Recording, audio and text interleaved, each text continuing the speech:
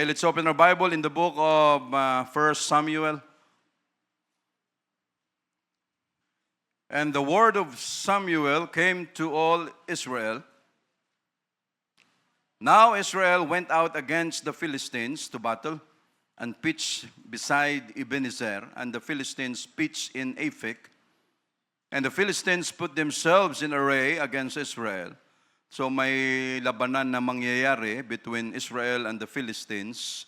No, and when they joined battle, no, nung sila ay nagbakbaka na, nag-awayan, naggera na, Israel was smitten before the Philistines, and they slew of the army in the field about 4,000 men. So talo dito ang mga Israelites ng 4,000 na mga soldiers this time. No, sila ay nilipol, sila ay pinagpapatay ng mga Philistines. No, 4,000 kaagad ang patay. Verse 3, and when the people were come into the camp, the elders of Israel said, wherefore hath the Lord smitten us today before the Philistines?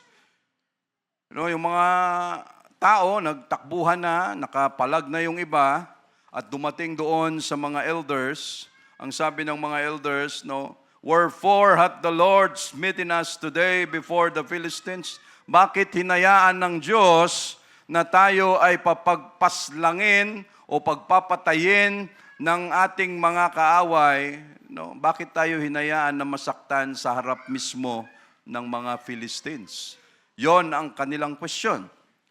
Let us fetch the ark of the covenant of the Lord out of Shiloh, sa lugar ni Samuel, unto us, that when it cometh among us, it may save us out of the hand of our enemies. So ganito ang gawin natin. Kunin natin yung Ark of the Covenant doon sa kay Samuel, sa kanyang lugar, at dalhin natin dito, ilagay natin sa ating gitna upang tayo ay iligtas sa mga kamay ng mga kaaway. So the people sent to Shiloh that they might bring from thence the ark of the covenant of the Lord of hosts, which dwelleth between the cherubims, and the two sons of Eli, Hophni and Phinehas, were there with the ark of the covenant of God. Nung kinuha nila ang ark of the covenant, pinrosisyon nila, pinarada nila, papunta doon sa lugar kung saan nandoon ang area ng bakbakan kasama si Hophni and Phinehas na mga pare ng Panginoon during this time. We'll pray to the Lord. Lord, thank you so much always, Lord Jesus. Thank you for every healing na ginagawa mo sa aming mga katawan, sa aming pamilya, sa aming personally. Thank you so much, Lord, for giving us all the strength, all the provisions, all your guidance. Thank you so much, Lord, sa pagsama mo sa ating mga gawain na nag-umpisa na. Lord, continue to bless, anoint every actions that we are doing before you, Lord Jesus. Lord, thank you for every word that you've given us, and let your word be a strength and encouragement to us, Lord, upang kami ay lalo pang maging masigasig sa paglilingkod sa iyo. And thank you for bringing us visitor today for the outpouring of the Holy Ghost. Lord, bless your word. We cannot do this alone, Lord Jesus. We praise your name. We love you with all humility. Be with us, Lord, in Jesus' name. Amen. Thank you, Jesus. The title of our preaching, Why the Ark Was Taken. Why the Ark Was Taken.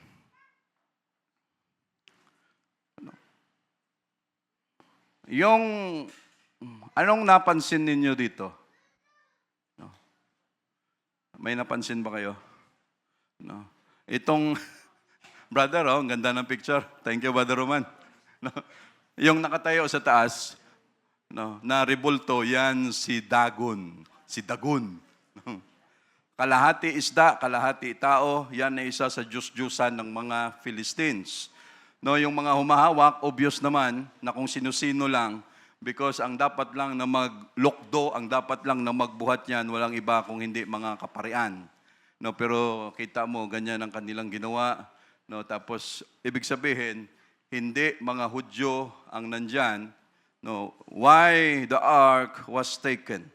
No, bakit hinayaan ng Diyos na makuha ang Ark of the Covenant, the most precious no, na pinaka furniture na andoon sa tabernacle, bakit hinayaan ng Diyos na mangyari sa kanila na makuha ito ng kalaban, no?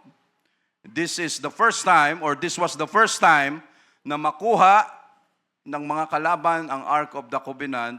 Ito ang una at huling beses na nangyari ito, no, na nakuha ang Ark of the Covenant. So bago tayo pumunta dyan, mga kapatid, no, ano ba ang Ark of the Covenant?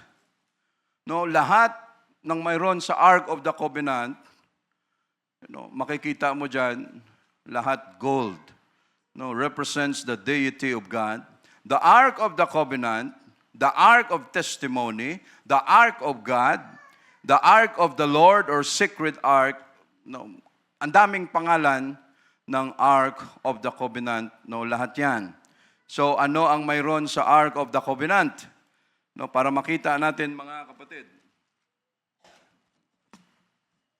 The Ark of the Covenant symbolize the presence, no, the divine presence of God in all places. Ang Ark of the Covenant, it served as the container of the covenant stone, or yung table or stone tablet, or tablet, stone tablet, kung saan nakasulat yung mga 10 Commandments, which were a continual reminder of the covenant between God and Israel. No, it also contained the pot of manna, yung pot of manna, iba pa yung kay Aaron's rod, pot of manna symbolizing the bread of God from heaven. No, Aaron's rod was placed in it. No, yung Aaron's rod that budded, ano ang purpose nun? As a witness to Israel of God's choice of the priesthood. No, yon ang andun lahat, no? Lahat mga testimony, mga witness. No, nung pinili ang tribe, no, itong kay Aaron na siya ay maging pare. The ark was placed at the middle point, just inside the veil, which divided the holy place from the most holy. No, on the other side of the veil and opposite the ark, the golden altar of incense was placed so that continual incense would ascend up before the mercy seat, from which God was to speak to His people and bless or curse them as they would obey or disobey the covenant. Thank you, Brother Roman.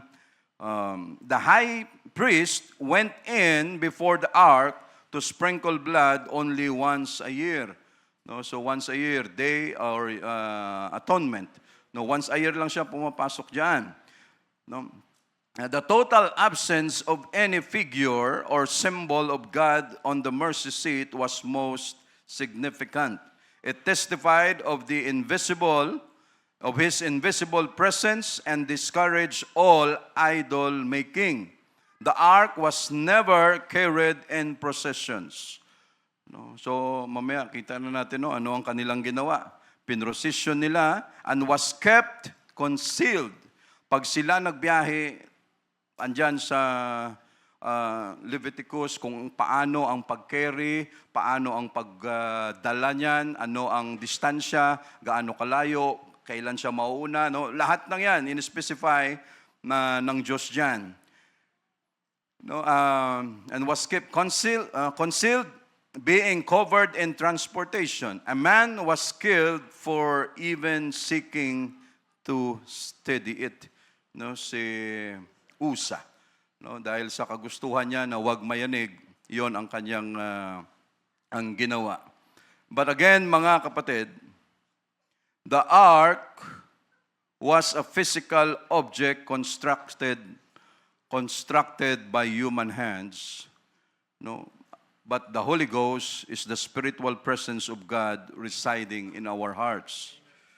No, dati ang laman ng ark was the stone tablet, but now the law or the word of God is written in our hearts, in our minds, because of the Holy Ghost. The ark was limited to high priest only once a year in the Day of Atonement, but the Holy Ghost is unlimited and accessible anytime. No, kung makita natin ang comparison, mga kapatid, Maganda yung Ark of the Covenant, andun ang presensya ng Diyos, no, makikita nila, pero mas the best ang Holy Ghost. No. The Ark was the shadow, the type of God's presence, but the Holy Ghost is the reality or indwelling of God to us, mga kapatid. Oh, sino ang makukontento sa shadow? No. Wala. No. The shadow was the silent image of us. No. No. Ang shadow, kung saan ka, sunod-sunod lang siya. Pero wala eh. No, wala kang makita. Lahat itim. But ang Holy Ghost, mga kapatid, no, from the shadow into reality. So kung tayo papipiliin, saan ka? Mas gusto mo sa Old Testament? Dahil andon ang Diyos, nakikita mo na bumababa siya, nakikipag-usap kay Moses, andon ang pillar of cloud by day, pillar of fire by night, makikita mo, lahat ng mga miracles, makikita mo, anong pipiliin mo? No? Or yung panahon natin sa ngayon. No? If you are wise, no, yung Diyos na nagpakita sa kanila, lahat na lang ng klase ng pakita, hindi sasapat yun sa panahon natin na ang Diyos mismo ay tumira sa puso natin, mga kapatid. No, and we will see it mamaya kung gaano ito kaganda, mga kapatid. So itong binasa natin kanina, nagkaroon sila ng gera, nagkaroon sila ng bakbakan. At sa bakbakan na ito, sila ay natalo. No, bakit sila natalo? No. Ano ang rason? No. Ang pangako ng Diyos sa kanila, no, na ang ang 100 kayang maghabol ng 10,000, no, sa bakbakan, at at maraming mga labanan na hindi na nila kinailangan na makipaglaban dahil ang Diyos ang nakikipaglaban. No, remember sa Wall of Jericho, wala silang ginawa doon kung hindi umikot lang at tahimik lang, sumunod lang, mag-obey lang, and then ang Diyos may ginawa na. Pero this time, sila ay nakipagbakbakan at 4,000 ang namatay. Remember, mga kapatid, minsan sa kanilang bakbakan, ni isa walang namamatay. No, but this time, God allowed it to happen na 4,000 ang mamatay.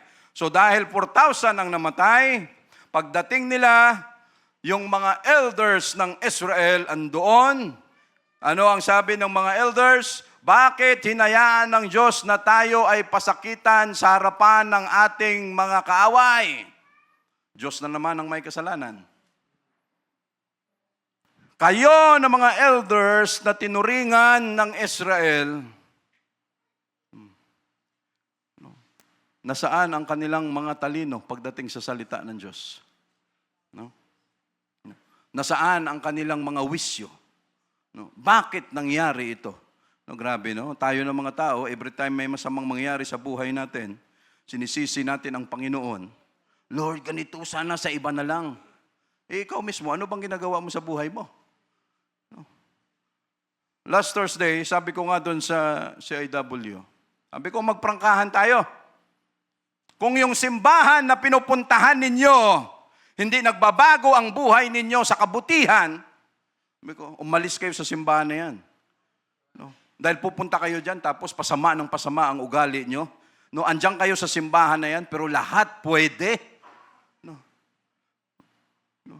Umalis na kayo dyan. Dahil ang simbahan na yan, hindi nagtuturo kung ano ang dapat ituro.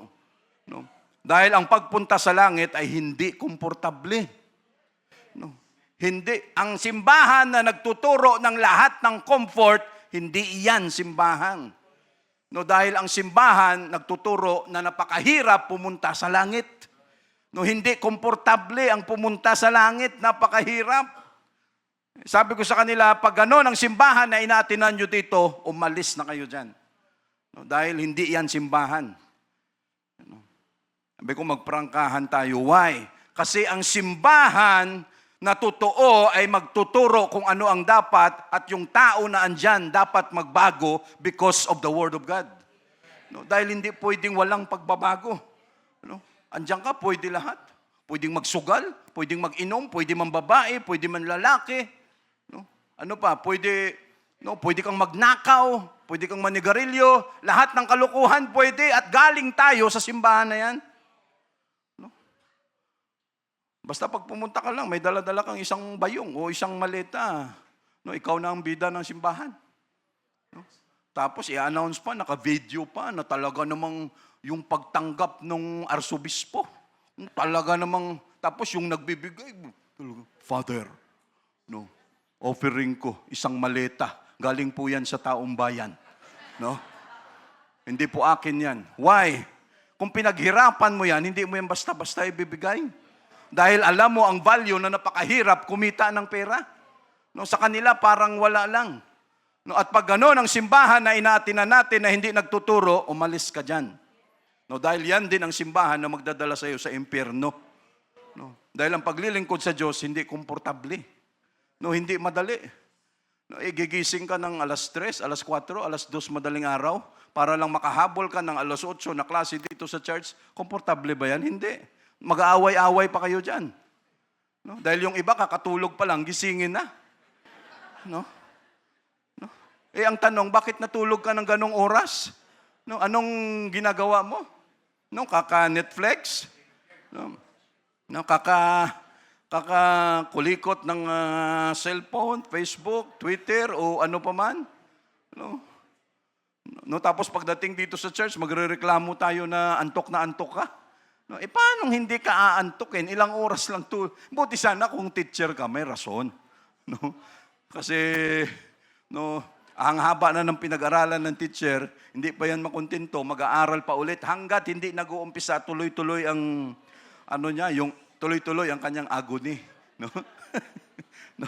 Ganun talaga yon mga kapatid. Because it is not easy and it is not comfortable na tayo ay makapunta sa langit. Yun ang totoo. No? So, ano ang nangyari? Let us fetch the Ark of the Covenant. No? Kunin natin yung Ark of the Covenant doon sa Shiloh. Dalhin natin dito sa gitna natin para hindi tayo matalo ng kalaban, para tayo ay maligtas. No? Just imagine that, mga kapatid.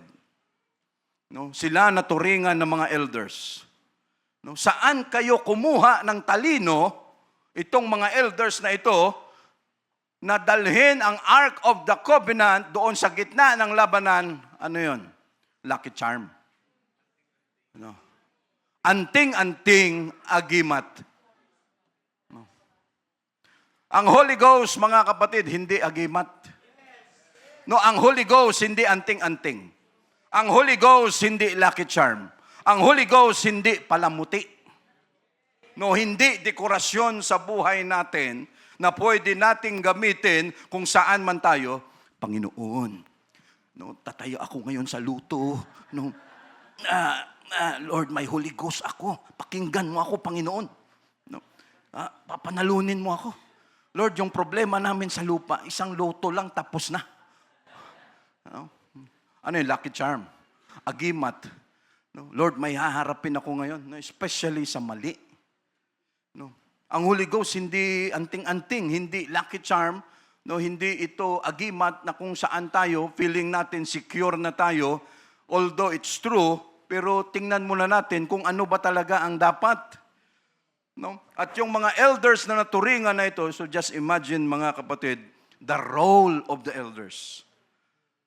No? Kaninong idea ito sa mga elders? So just imagine kung ang mga elders natin dito sa church, mga teachers natin, kalat ang utak, kalat ang isip, hindi magiging ganito ang church natin. No, kung hindi nagkakaisa ang church natin, yung mga elders natin dito, kung mali ang kanilang mga example, hindi magiging ganito kaganda ang church natin, mga kapatid. No, at kung sila walang pakialam sa Word of God, hindi nila iniisip ang Word of God, hindi nila iniisip kung gaano ka magandang example sila sa church, hindi magiging ganito ang church natin. No, but remember, these elders of Israel, ano ang kanilang ginawa? Talo tayo. Okay, isa lang ang dahilan. No, dalhin natin ang Ark of the Covenant doon sa gitna ng bakbakan. No, kasi yan, alam natin na pag andun ang Ark of the Covenant, andun ang presensya ng Diyos, sasamahan niya yon kasi andun ang kanyang presensya. Ganon ang kanilang akala. No, ibig sabihin, yung mga elders na ito, hindi nag-aaral ng Word of God. Hindi nila alam kung ano na ang nangyayari pagdating sa Word of God. Dahil kung alam nila ito, hindi sila magiging ganito. O wag mong gagawin yan. Hindi yon ang nakalagay sa Leviticus. Hindi yan ang nakalagay sa utos ng Diyos ng ang Ark of the Covenant. Iparada mo doon tapos ilagay mo sa gitna na para bang andun ang presensya ng Diyos. Poproteksyonan niya na. No. Pero itong mga elders, no, hindi na nila alam. No. Wala na silang pakialam. No, why? Ignorance. No, hindi nag-aral kung ano ang dapat. So the people sent to Shiloh that they might bring from thence the Ark of the Covenant. So dinala nila, and si dalawang anak ni Eli, si Hophni and Phinehas, kasama doon because siguro sila ang assistant, kasi sila yung mga pare. But remember mga kapatid, God allowed it to happen, no, to fulfill the prophecy against sa sambahayan ni Eli.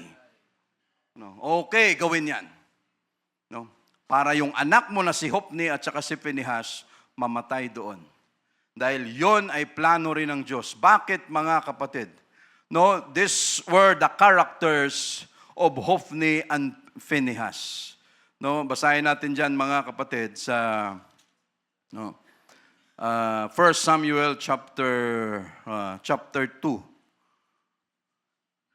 Background muna natin. Chapter 2. Now the sons of Eli, sa verse 12, were sons of Belial. They knew not the Lord. Akalain mo yung description sa kanila. Mga anak sila ni Eli. Si Eli was the judge during that time. For 40 years, siya ang judge ng Israel. May dalawa siyang anak, at ang dalawa niyang anak naging pare. No, para bang manamana ang dating. Pero anong sabi? They were the sons of Belial. No, ibig sabihin mga kapatid, they were the sons of Belial means that they choose to serve the devil rather than God. Kalahin mo yung hypocrisy, yung abomination, na kayo naturingan, na kayo ang pare dyan, pero yung kanilang mga ginagawa, no, puro lahat, no, pabor sa kay Satanas. No, ito ang kanilang mga ginawa. No, they were the sons of Belial, means that they choose to serve the devil. They knew not the Lord. This is the sins of refusing to obey the Lord, which becomes the root of all sin. No, pag ang tao hindi siya sumusunod sa Word of God, ganun lang kasimple, hindi mo kilala ang Diyos. No, pati Diyos mo hindi mo kilala, kaya hindi ka sumusunod. No, they disobey. Made men abhor the offering of the Lord by forcibly taking sodden and raw flesh from the offerers contrary to the law. They robbed the offerers of meat and that belonged to them, which was contrary doon sa utos ng Diyos sa kanila na may portion sila, ganito ang mga parte nyo. Yung itong dalawang maluloko, si Hophni and Phinehas, o kami ang mga pari dito, no, lahat ng gusto naming parte dyan, ibigay nyo sa amin. No? Mga siga. No, sarap pagpuputulan ng mga ulo tong mga, no? Dahil basta sila ay may posisyon, may katungkulan, no, lahat pwede nilang gawin, pero ito mga abusado. No? Committed adultery with women. No, with women who gathered at the door of the tabernacle of worship. No, kasi may mga yan dyan, may mga women dyan na naka-assign sa kung ano ang kanilang pwedeng mga matulong, pero hanggang doon lang sila, no, sa labas ng tabernacle of door of worship. No, pati mga kababaihan dyan, ginagalaw nila. Refuse to obey truth and quit sin even when found out. No, ganon ang kanilang mga karakter dyan, mga kapatid. Sa 1 Samuel chapter 2, verse 29 and 30, no, daanan natin ito, mga kapatid. 29 and 30, wherefore, kick ye at my sacrifice, at mine offering. No, hindi mo pinapalagahan ang mga sacrifice, mga offering, which I have commanded in my habitation, and honorest thy sons above me, to make yourselves fat with the chiefest of all the offerings of Israel, my people. No, ano ang sabi ng Diyos? No, mas binibigyan mo ng dangal. No? Ino-honor mo ang iyong mga anak, si Hopni and Phinehas, kaysa sa akin. No, against Eli. No? Wherefore the Lord God of Israel said, I said indeed that thy house and the house of your father should walk before me forever, but now the Lord said, be it far from me. No, iba ang iyong ginawa. No, na dapat ang iyong buong sambahayan ay lumakad sila ayon sa akin. No, them that honor me, I will honor. No, yung mga tao na nagbibigay ng honor, no, yung dangal sa akin ay aking i-honor, no, I will honor, and they that despise me shall be lightly esteemed. Yung mga taong ayaw sa akin, yung mga taong humahamak sa akin, anong sabi niya? Mawawalan sila ng kabuluhan.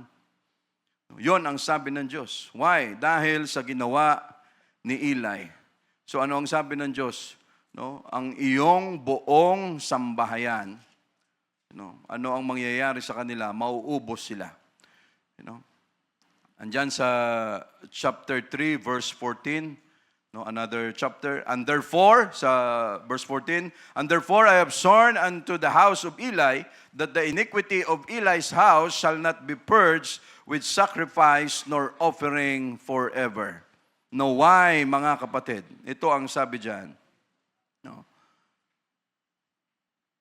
Sa verse 11, no, kinukuha muna natin yung background. Sa verse 11, and the Lord said unto Samuel, behold, I will do a thing in Israel, at which both the ears of every one that heareth it shall tingle.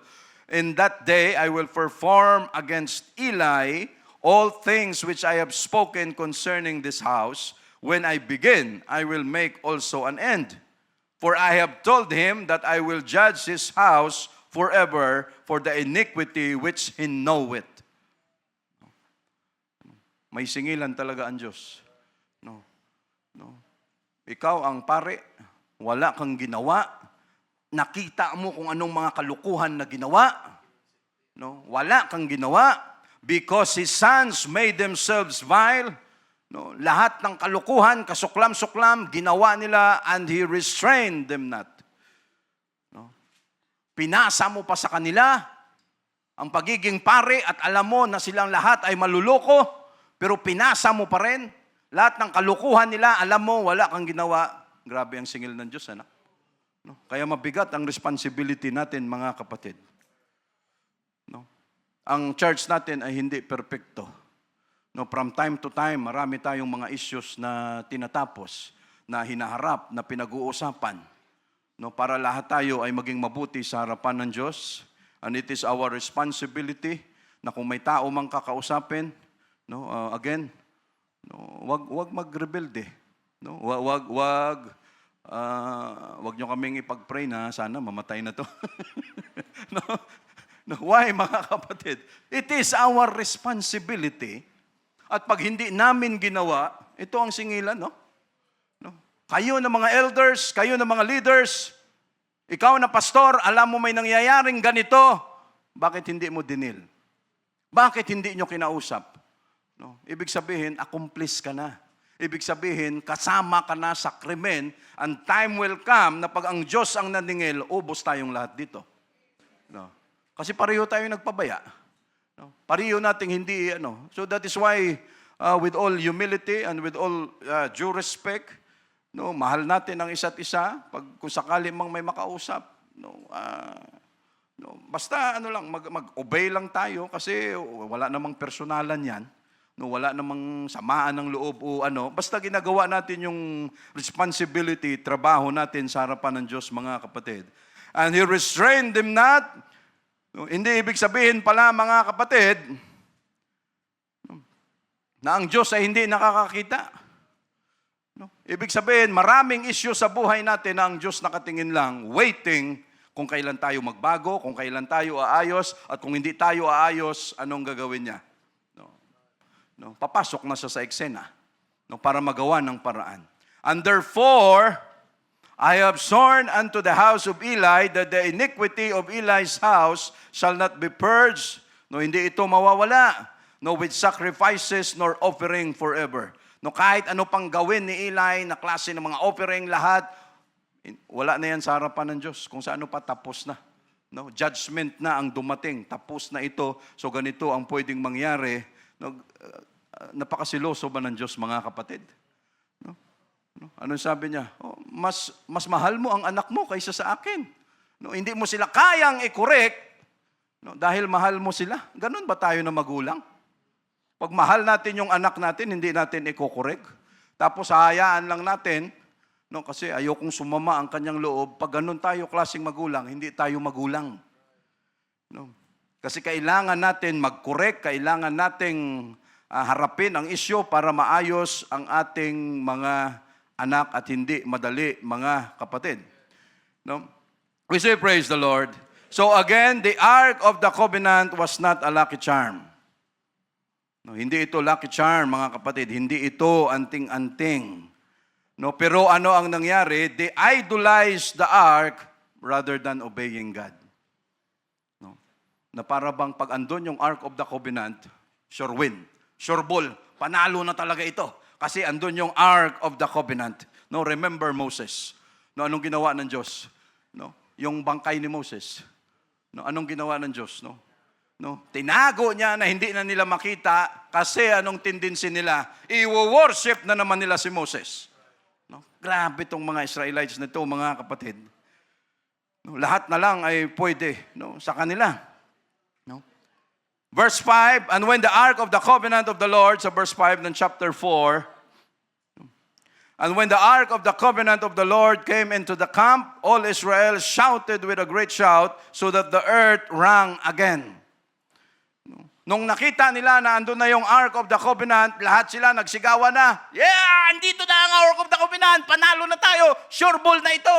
No, nayayanig yung lupa, no, sa kanilang mga sigawan. Pero ano nangyari? And when the Philistines heard the noise of the shout, they said, what meaneth the noise of this great shout in the camp of the Hebrews? And they understood that the Ark of the Lord was come into the camp. No, kita mo, alam nila. Why? Siyempre, no, alam na nila kung ano ang galawan ng Diyos sa Israel. Na pag andyan ang Ark of the Covenant, sigurado panalo sila. No? Pero ano nangyari? No, ano tong kaguluhan? Ano tong ingay na ito? No, sa Israelite, sa part nila, it was an outburst, yung kanilang mga sigaw, outburst of religious enthusiasm na para bang, ay nakikita natin sa Quiapo. No? Nakaparada yung, tawag doon? Yung Nazareno. Lahat, Viva, Pit Senyor, Viva, lahat na lang ng sigaw doon, nagbabalyahan. Pag nakita mo, ay talaga naman dumadagundong ang lupa. No, sa dami nila. Pero ano yun? Tinkling cymbal. No? Sigaw na walang laman. No? Sigaw na hindi pinapakinggan ng Diyos. No? Puro ingay lang. Pero para sa kanila, religious outburst, talagang ganito na yon. No? Dahil andon ang arka, andon ang karo. Verse 7, and the Philistines were afraid, for they said, God is come into the camp. And they said, woe unto us, patay na tayo rito. No? Andyan na ang kanilang Panginoon, for there hath not been such a thing heretofore. No, we're afraid. No, takot na yung mga Philistines dahil alam nila na ano na sila rito. Andyan na, sinamahan na sila ng Diyos. Andyan na yung kanilang mga anting-anting. No? Yung kanilang agimat, andyan na. Talo na tayo rito. No? Verse 8, woe unto us! Who shall deliver us out of the hand of these mighty gods? No, sino ang magliligtas sa atin sa kamay, no, ng mga makapangyarihang mga Diyos na ito? These are the gods. Ito ang mga Diyos that smote the Egyptians with all the plagues in the wilderness. No, may takot sila kasi yun ang kanilang alam eh. No, ito yung Diyos na sa time pa ni mga Egyptians, ganito ang ginawa ng Diyos nila. No, alam nila lahat kung gaano ka powerful ang Diyos ng mga Israelites. Verse 9, be strong and quit yourselves. Tama ba? Quit? No? Like men. Magpakalakas, magpakatibay kayo, at magpakalalaki kayo. Kayo ng mga Philistines, that ye be not servants unto the Hebrews. No, upang kayo ay wag maging mga alipin ng mga Hebrews na ito, as they have been to you. Quit yourselves like men and fight. No, magpakalalaki kayo at tayo ay lumaban. No? And the Philistines fought, and Israel was smitten. No? Kahit takot sila, lumalaban. Kita natin yung scenario dito, mga kapatid. No? Ang isip nila, talo na tayo, pero laban tayo. No? Kasi ayaw namin na kami naman ang maging alipin ng mga Israelites. No? Yung mga Israelites naman, dinaan sa pasigaw-sigaw. No? Pero ano ang nangyari? And they fled every man into his tent. And there was a very great slaughter, for there fell of Israel 30,000 footmen. No, imagine. Ngayon, mamatayan lang ng isang pulis, issue na. No, mamatayan ka lang ng SAP 44. No, matinding issue na sa buong Pilipinas. Mamatayan ka ng 30,000 gabundok na bangkay ang makikita mo, and God allowed it to happen. Pero anong sabi niya? No, isang tao lang kaya kong proteksyonan. No? Ilang milyon kayo lumabas out of Egypt, lahat kayo walang namatay dahil sa gutom, pinoteksyonan ko kayo, but this time, God allowed it to happen na 30,000 ang mamatay sa bakbakan, kahit yung Ark of the Covenant andun na mismo. Why? No. Bakit ginawa ng Diyos ito? No, 30,000 footmen. And the Ark of God was taken. Nakuha yung Ark of the Covenant, and the two sons of Eli, Hophni and Phinehas, were slain. No, because it was prophesied na gano'n ang mangyari sa kanila, gumawa lang ang Diyos ng paraan. Alam mo yan, Diyos natin para-paraan eh. No? Punta ka sa Amerika para magbakasyon. Pagdating doon, sakay ka sa helicopter, biglang nag-crash, nagbungguan, patay. Para-paraan. Yung Diyos natin gano'n. Kahit anong kwento, pwede niya tayong gawa ng paraan. Kahit umiinom lang tayo ng tubig dyan, pag oras mo na. Ano? Pero kahit anong gawin natin, kahit anong gawin ng ibang tao, sakit, pestilence, famine, or anything, kung ayaw pa ng Diyos na mawala tayo sa mundo, He will keep us safe. No? Poproteksyonan pa rin niya tayo, mga kapatid. So nakuha ang Ark of the Covenant, na the prophecy was fulfilled. Namatay si Hophni and Phinehas. Ito, mga kapatid, no, because they idolized the ark rather than obeying God. Walang victory in battle without obeying God first. No, walang victory kung kung may unsettled issue before God. No, kasalanan. No. God's mercy is very long, but God will not tolerate sin. Mahaba ang pasensya ng Diyos natin, pero hindi niya ito-tolerate ang kasalanan. No? Kahit may Holy Ghost pa tayo. No? Kahit anong worship natin dito sa church, mga kapatid. No? Every time we worship, kahit anong sigaw natin dito sa church, dagundong ng boses natin. But if there is sin in the midst of us, no, that worship will be a tinkling cymbal. No, yung ganong klaseng worship, wala yan sa harapan ng Diyos. No, parang, ano ako dyan? Anong akala nyo sa akin? No, because hindi issue sa Diyos na andun ang presensya niya sa Ark of the Covenant. Kanya yun eh. No, andun ang kanyang presensya. Pero ano ang issue? Mahirap ba sa Diyos? Hindi ba niya kaya itong mga Philistines? Kaya niya. But again, God, hindi siya makatrabaho if there is sin in the midst. No, mga unsettled na mga kasalanan. No, yung mga gawain natin, it will not flourish. Mga outreach natin, hindi yan magtatagumpay. No, kung alam ng Diyos, may mga unsettled issue tayo. But Lord, we are so thankful, lahat ng gawain natin, sinasamahan niya, mga kapatid. And every time we worship, no, hindi pa nga tayo nakakanta eh. And we can feel His presence. No, ramdam na natin siya kaagad. Even in our prayers, Every time we pray, yung mga prayers natin, lahat sinasagot niya mga kapatid. Kitang-kita natin kung ano ang effect niyan because every time, sinisigurado natin sa harapan ng Diyos. Why? Ano ang plano ng Diyos? Obedience pa rin. Yes, we have the Holy Ghost. Ang Holy Ghost andito. They have the Ark of the Covenant. And we must follow the Holy Ghost because the Holy Ghost, again, hindi ito palamuti na binigay sa atin ng Diyos. Hindi ito dekorasyon lang na, Lord, ngayon kailangan kita, Lord, I need the Holy Ghost. Lord, may gagawin mo na kung hindi maganda, tabi ka muna, Holy Ghost, tabi ka muna. Hindi ganon. No, every time.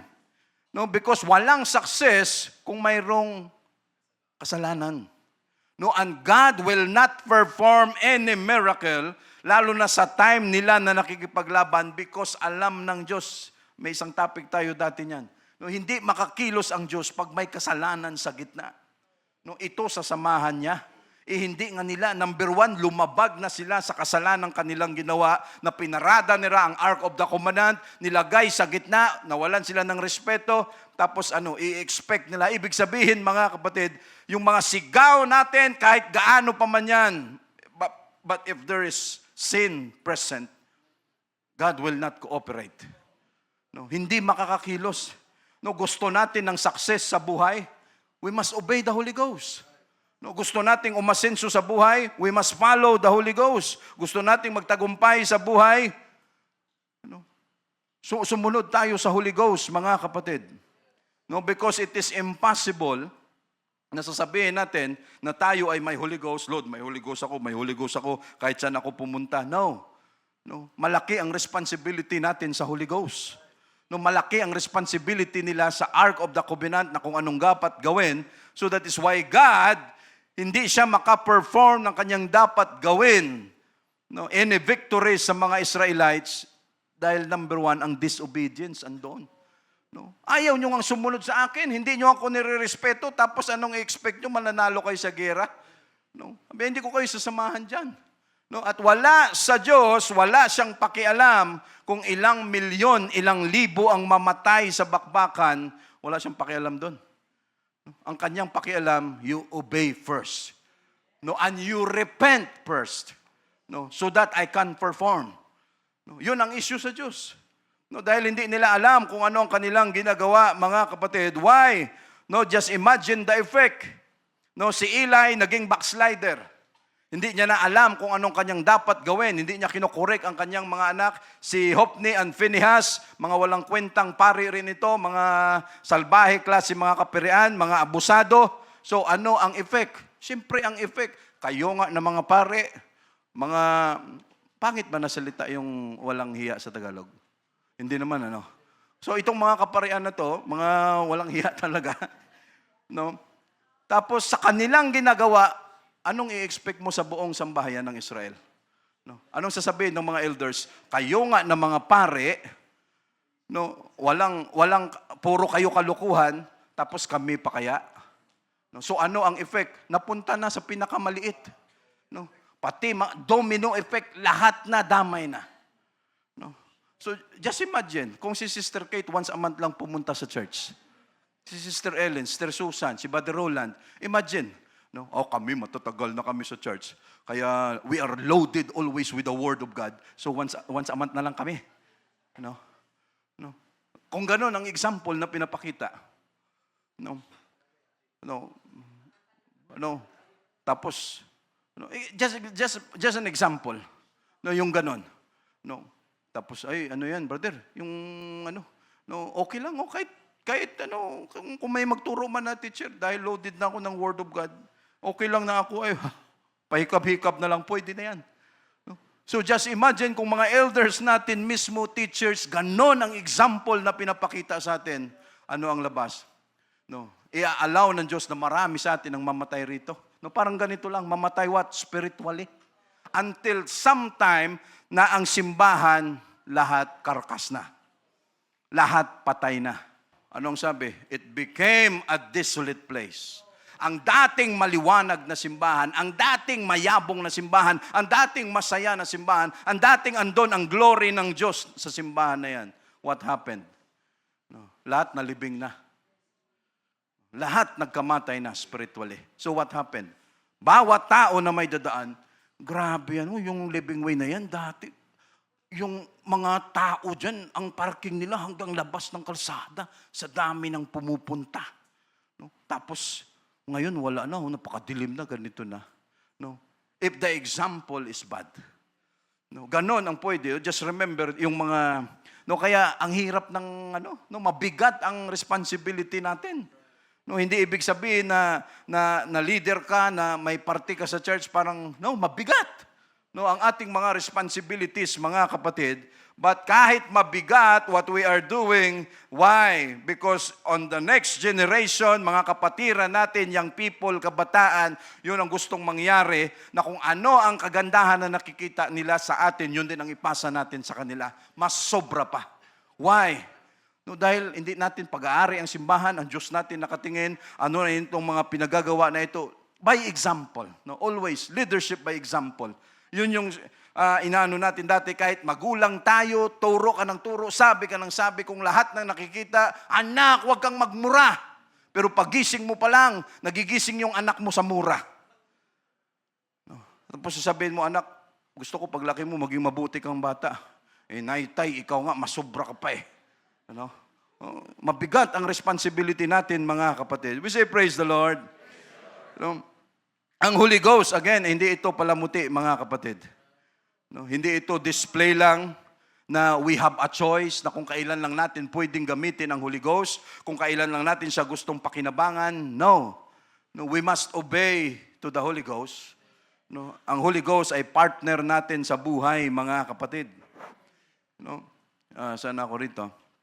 And sa Hophni and Phinehas, so namatay si Hophni, namatay si Phinehas, and it was the prophecy was fulfilled.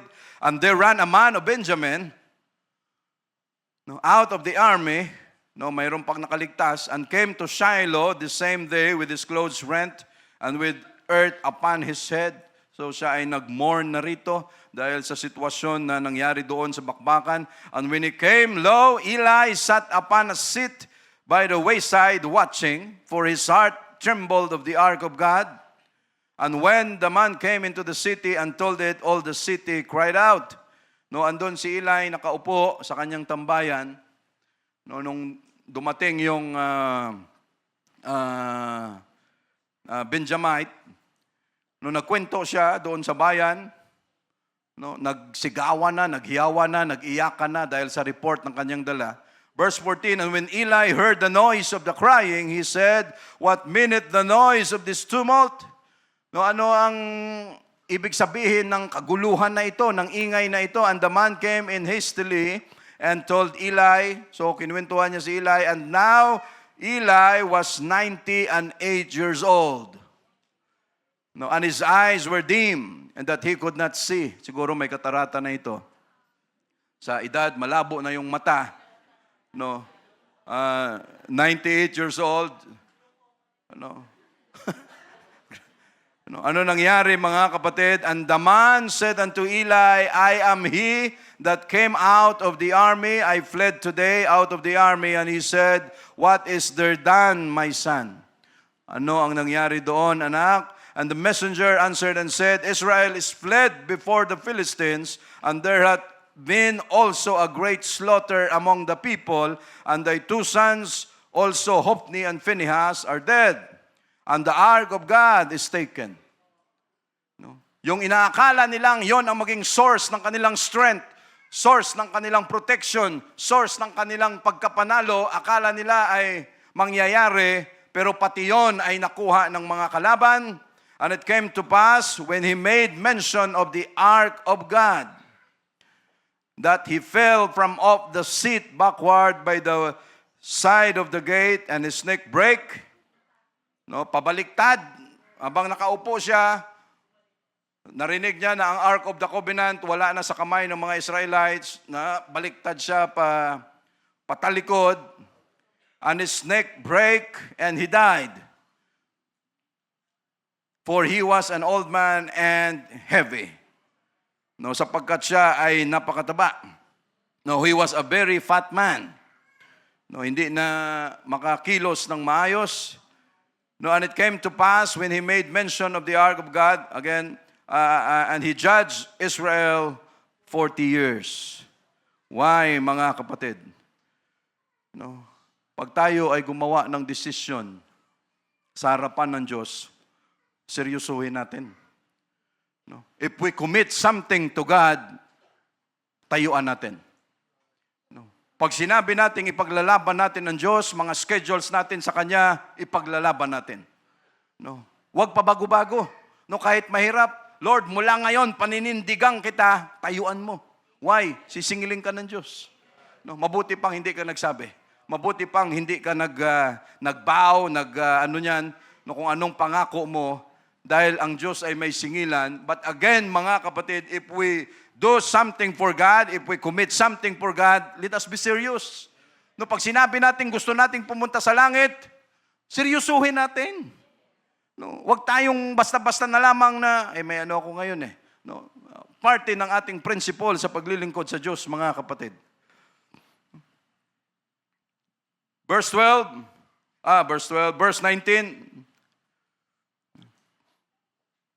And his daughter-in-law, no, so again, dalawa namatay, si Eli namatay. No, wala pang prophecy ang Diyos na hindi natupad. No, ang ibig kong sabihin, no, wala pa mang rapture, pero pag ang Diyos nagsabi, talagang totoo. No, wala siyang sinasabi na hindi mangyayari. And his daughter-in-law, Phinehas' wife, was with child, near to be delivered. No, buntis siya, malapit ng mga anak. And when she heard the tidings that the ark of God was taken, and that her father-in-law and her husband were dead, she bowed herself and travailed, for her pains came upon her. Ikaw pa naman na buntis, ganitong report ang sasabihin sa'yo. No, ay talagang mapapaanak ka kaagad. Wala na akong mister, wala nang tatay ito, yung father-in-law ko na wala pa. No, ganong mga balita ay talagang bibigay ka.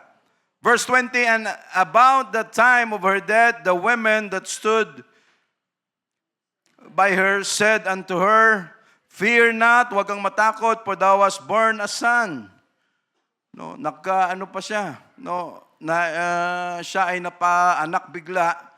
No, dahil ikaw ay nagkaroon ng isang anak na lalaki, but she answered not, neither did she regard it. And she named the child Ichabod, saying, the glory is departed from Israel, because the ark of God was taken. Ichabod means the glory is departed, no, from Israel. And because of her father-in-law and her husband, and she said, the glory is departed from Israel, for the ark of God is taken. No. Ichabod. No, pag tayo nagkaanak, huwag natin pangalan ng Ichabod. No, the glory has departed. No. Pero ano ang rason, mga kapatid? No, ang Diyos dito lagi sa side ng obedience and repentance. Kahit anong sigaw natin, anong pray natin, anong worship natin sa harapan ng Diyos, if there is disobedience, if there is sin in the midst, again, ang Diyos natin ay hindi makakakilos. No, kahit sabihin pa natin may Holy Ghost tayo. Lord, may Holy Ghost naman ako, pero bakit lahat ng gagawin ko, lahat mali? No, Lord, lahat sablay. No, every time Sunday, pag nag-worship naman ako, grabe ang sigaw ko, grabe pa ang iyak ko, may sipon pa minsan. Lord, grabe, pero bakit pagdating sa labas, lahat puro mali? No, wala man lang success, wala man lang nangyari. Lord, anong diferensya? Baka ito. No, ano ang trato natin sa Holy Ghost? Baka ang trato natin dito, magic. Baka ang trato natin na ang Holy Ghost ay palamuti, na ang Holy Ghost ay agimat lang o anting-anting. Hindi ganon. No, why? Saan nakabase ang Diyos? God will give us success, victories anytime. Ano ang issue sa Diyos? Kung may mali ka, you repent. Kung may kasalanan ka, you repent. And kung mayroon kang disobedience, you repent, and then you obey. Dahil pag ganon ang mangyari, hindi problema sa akin na bigyan ka ng victory. No? Kaya hindi natin, no, kaya mahirap, ano? Hindi natin pwedeng ipagmalaki na may Holy Ghost tayo. Lord, may Holy Ghost naman ako. Yes, may Holy Ghost ka. Yun ang guidance natin, yun ang comforter natin. Pero pag tayo nagpatuloy sa paggawa ng hindi maganda, useless ang Holy Ghost. No? At ang Diyos hindi makaperform ng kanyang dapat i-perform sa buhay natin. Why? Because of sin. No? Ang issue sa Diyos palagi. No? Anong gusto nilang mangyari? No, andyan na, bida na, andyan na ang Ark of the Covenant, kita na. Pero para sa Diyos, wag niyo akong lukuhin. No? Naakala niyo, andyan ang the Ark of the Covenant, samahan niyo ako. No, akala mo, mananalo ka sa luto dahil may Holy Ghost ka. Masubukan nga. No? Yung mga nananalo dyan sa mga raffle natin, na huwag niyong gagawin. Dahil pag nanalo kayo, anong gagawin sa pera niya? Baka masira pa kayo dyan, mamatay pa kayo dyan. Hindi tayo pumapasok dyan, mga kapatid. At huwag nating gamitin ang Holy Ghost sa pansarili nating motibo na kung anuman ang mga bagay na yon. Pero kasi hindi talaga tayo sasamahan ng Diyos, mga kapatid. No, so again, why the ark was taken? Because of disobedience, because of sin ng Israel, kaya pinahintulutan ng Diyos na mangyari ito, mga kapatid. At huwag nating hayaan na mawala ang Holy Ghost sa atin. No, why? Because of disobedience, because of sin. No, huwag nating hayaan na mawala ang Ark of the Covenant. Huwag natin hayaan na ang Holy Ghost ay mag-grieve and then someday mawala siya sa atin. No? Huwag nating hayaan yon, mga kapatid. So again, why the ark was taken. Thank you, Jesus.